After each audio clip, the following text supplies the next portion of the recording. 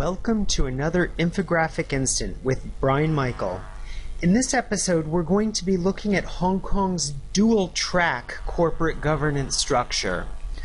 And by dual-track, we mean that there seems to be two types of or systems of corporate governance existing in Hong Kong simultaneously.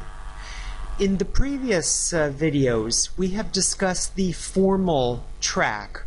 We've discussed large companies like HSBC and CLP that are large organized companies with directors and shareholders, and they follow the normal rules of corporate governance. And they're what we think about when we think about the global system of international finance. However, there's a second track, which has often been described as a tax haven or secrecy jurisdiction track. And this track has received increasing attention in recent years because of international efforts to try and fight tax havens. And many scholars place Hong Kong on the list of certainly tax haven and quite possibly secrecy jurisdiction. And we discuss in the paper Hong Kong's role in this international network as a secrecy jurisdiction. We document international portfolio flows of about 40% going through either the Cayman Islands or British Virgin Islands.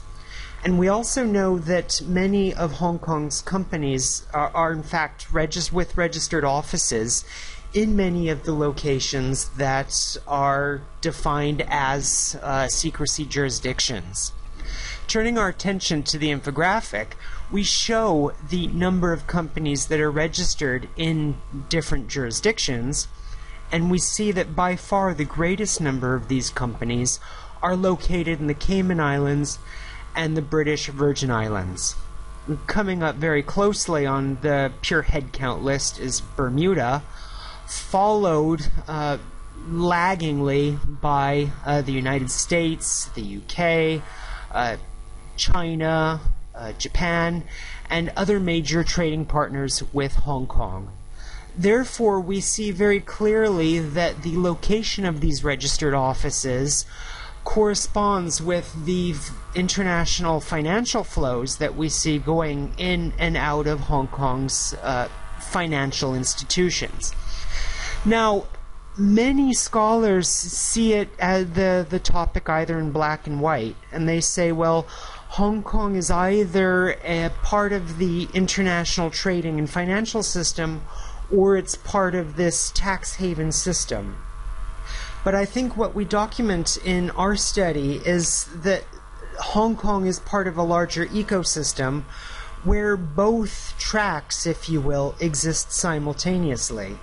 Namely, Hong Kong's corporate structures provide its directors with a large amount of secrecy, particularly because directors in places like the Cayman Islands and British Virgin Islands can keep their secrecy intact, and that encourages both secrecy and a fair amount of tax avoidance.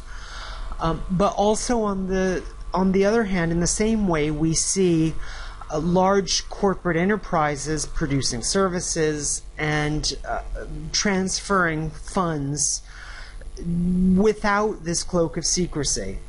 And both systems exist simultaneously in Hong Kong. And so the question that we ask in the report is, well, which strategy should Hong Kong take, and should Hong Kong continue to strengthen its role as a secrecy jurisdiction? And we don't take a position on this topic because, in fact, you have to see Hong Kong as part of this larger ecosystem. Hong Kong, it's not it's not completely hidden, and it's not completely transparent, but indeed trying to ask the question about how to fight tax havens and secrecy jurisdictions avoids the larger issue that both form part of a larger ecosystem in the international financial system. This is Brian Michael with another infographic instant.